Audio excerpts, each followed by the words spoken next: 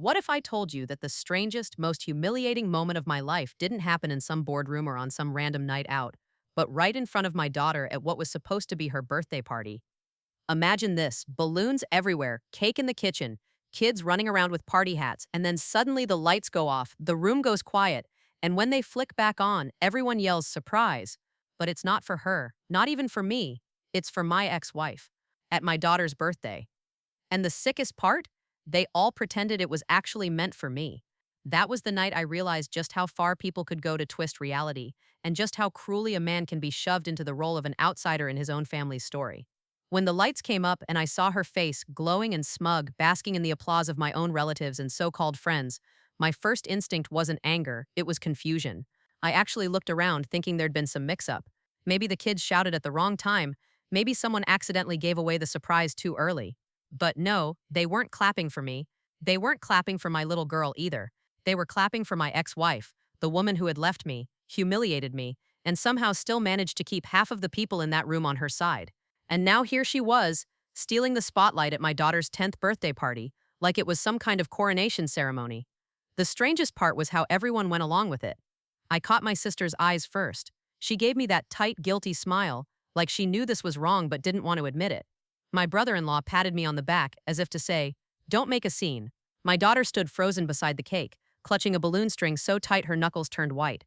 She looked at me, then at her mother, then back at me, as though silently asking, "Whose party is this really?" And I didn't have an answer for her. Because for the next hour, everything that happened was like a carefully staged play, where I wasn't just cast as a background character. I wasn't even listed in the program. I'll be honest, I wasn't always the perfect husband. Marriage is messy. I worked too much. I let stress eat me alive, and I wasn't the romantic she wanted me to be, but I was a good father. I was there for my daughter. Every school play, every bedtime story, every scraped knee, that was mine. That was the one thing I held on to even after the divorce papers were signed and the house felt like a half-empty hotel. So when they hijacked her birthday to turn it into some kind of twisted reunion, it felt like a knife in the ribs. Not because I cared about the theatrics, but because my little girl was standing right there watching adults use her special day as a stage for their own drama. And let me tell you something about betrayal. It doesn't always come as loud, obvious treachery. Sometimes it comes wrapped in polite smiles and party favors, in the clinking of glasses and the faint sound of a Spotify playlist. That night, betrayal tasted like buttercream frosting. It smelled like those cheap scented candles you get at the dollar store. It looked like my ex-wife blowing out candles that weren't even for her. People whispered, "Oh, isn't this sweet?" But all I heard was the sound of my daughter's silence, louder than any music in the room. I kept my composure, though. That was the only card I had left to play. If I blew up, if I screamed, if I made a scene, they'd all nod and say, "See? That's why she left him." So I smiled. I cut the cake. I clapped politely when they handed her the first slice. And inside, I burned. Because here's the thing about humiliation. It doesn't kill you on the spot. It seeps into your bones, it sits with you, it follows you home like cigarette smoke on your clothes. And when you're lying awake at 3 in the morning replaying it all, that's when it really hurts. But here's where the story takes a turn. Because humiliation can do one of two things. It can break you, or it can wake you up. And that night, as I washed dishes no one else bothered to help with, as my daughter sat quietly in her room not even playing with her new toys, I realized I wasn't powerless. They thought they could rewrite the story, but the truth is, stories only survive if someone tells them. And if no one else was going to tell mine, I would. That was the beginning of something I didn't see coming. A plan, subtle but sharp, to take back not just my dignity, but my daughter's too. See, what they didn't count on was that kids notice everything. My daughter wasn't fooled by the decorations, the clapping, or the fake smiles. She knew whose party it was supposed to be. She knew who actually tucked her in every night, and who only showed up when there were cameras and cake. And in the days after the party, when she asked me quietly, "Daddy, why did everyone cheer for Mommy?" I told her the truth. I didn't sugarcoat it. I said, because sometimes people forget what really matters. But I won't forget, and neither will you. She nodded, and I saw in her eyes the same fire that had been lit in me. That was when I decided I wasn't going to let this be just another story of a man being erased from his own life. This was going to be the beginning of a different chapter.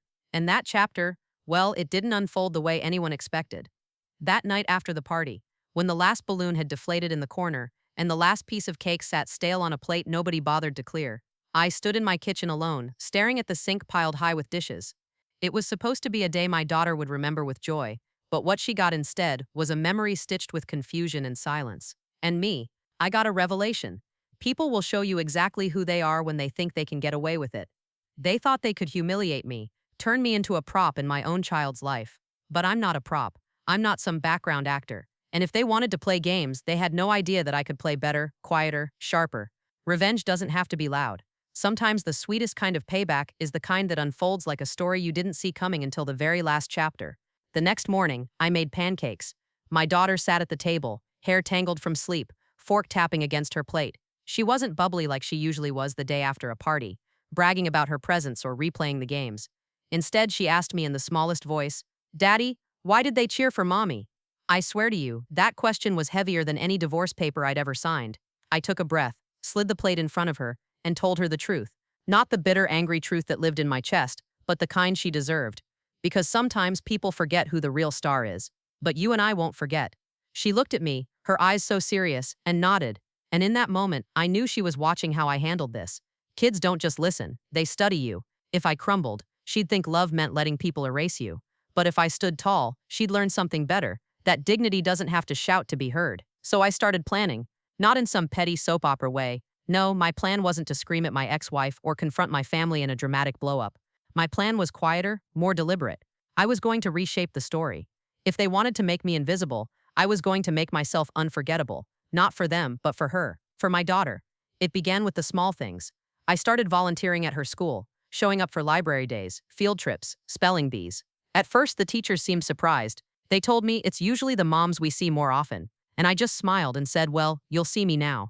I wasn't going to let my ex-wife control the narrative of being the active parent. I showed up, I was present, and slowly I watched my daughter's confidence bloom again. She'd wave at me across the classroom like I was some kind of celebrity. And every time she did, I thought back to that party, and I reminded myself, this is the real spotlight. But I didn't stop there. I began collecting little truths. Not about her mother, but about myself. Receipts of the times I was there, photos of the lunches I packed, emails from teachers thanking me for help. Not to brag, not to throw in anyone's face, but because I knew the day would come when people tried again to rewrite history. And when that day came, I wasn't going to argue. I was going to show. Meanwhile, my ex-wife basked in her temporary glory. She posted photos from the party online, pictures of her cutting the cake, of relatives hugging her, of her blowing out the candles. Not a single one showed me, or even our daughter, as the focus. The captions made it sound like she had pulled off some magical event, like she was the queen of the night. And the comments poured in. You look amazing. So glad you were celebrated. It burned, yes, but it also fueled me. Because every post she made, every spotlight she stole, was just setting the stage for a reversal she couldn't see coming. The real shift happened a few weeks later. My daughter had a school recital. She'd been practicing for weeks, playing the violin in her room until the strings squeaked. I sat with her, patient, clapping after every song no matter how many wrong notes. The night of the recital, her mother was late. She slid into the row beside me, right as the kids were walking on stage, acting like nothing was wrong. But my daughter noticed. She glanced into the crowd, saw me smiling wide, saw her mother still adjusting her coat, and she smiled back at me. That was when I realized, children know the truth. They don't always say it, but they feel it. And no matter how many parties or photos my ex-wife hijacked, she couldn't fake that look my daughter gave me. That was real. Now here's where it gets interesting. Remember how they pretended the party was for me, even though it was clearly for her? That lie stuck in my head. It was so absurd, so shameless, that I decided to use it. The next time a family event rolled around, my niece's graduation, I walked in with a folder under my arm. Inside were photos, not of me, but of my daughter, her artwork, her achievements, her smile. And when someone tried to joke about the surprise party fiasco, I pulled out the folder and said, funny thing about that night, everyone thought it was about adults, but really, it was about her, and it always will be. Then I passed the photos around. Suddenly the joke wasn't funny anymore. Suddenly people were reminded of what they'd ignored. I didn't yell, didn't accuse, I just shifted the focus back where it belonged. And slowly, I saw the tide turn. People started inviting me directly to things, not just through her. Teachers emailed me first instead of her. Even my sister, the one who gave me that guilty smile at the party, started calling to ask how I was doing. The narrative they'd tried to erase me from was rewriting itself. And this time, I held the pen. But the real payback, the part that still makes me smile, came a year later at my daughter's next birthday. I planned it quietly, no big announcements, no flashy posts online. Just her favorite friends, her favorite food, her favorite music. I rented a small hall, decorated it with her artwork, and made sure every detail reflected her. When the day came, she walked in, and instead of surprise screams for someone else, the whole room lit up just for her. Her face when she saw it, pure joy, pure recognition. And this time, I watched as people clapped for her, not for anyone else. My ex-wife showed up late again, dressed like she was attending a gala. But this time, she didn't get the spotlight. She was just another guest. And my daughter, she knew it. She ran into my arms, hugged me tight, and whispered, "Daddy, this is the best birthday ever." That was the moment I knew I had won. Not against my ex-wife, not against the relatives who chose sides, but against the quiet erasure they tried to impose on me. I didn't need a surprise party, or applause, or fake cheers. All I needed was that little girl looking at me like I was her world. That was the only recognition that mattered. And if you're listening to this, maybe shaking your head, maybe thinking I should have shouted that night or flipped the table, I get it. But sometimes the loudest revenge isn't the one people see coming. Sometimes it's the slow, steady proof that no one can erase the truth.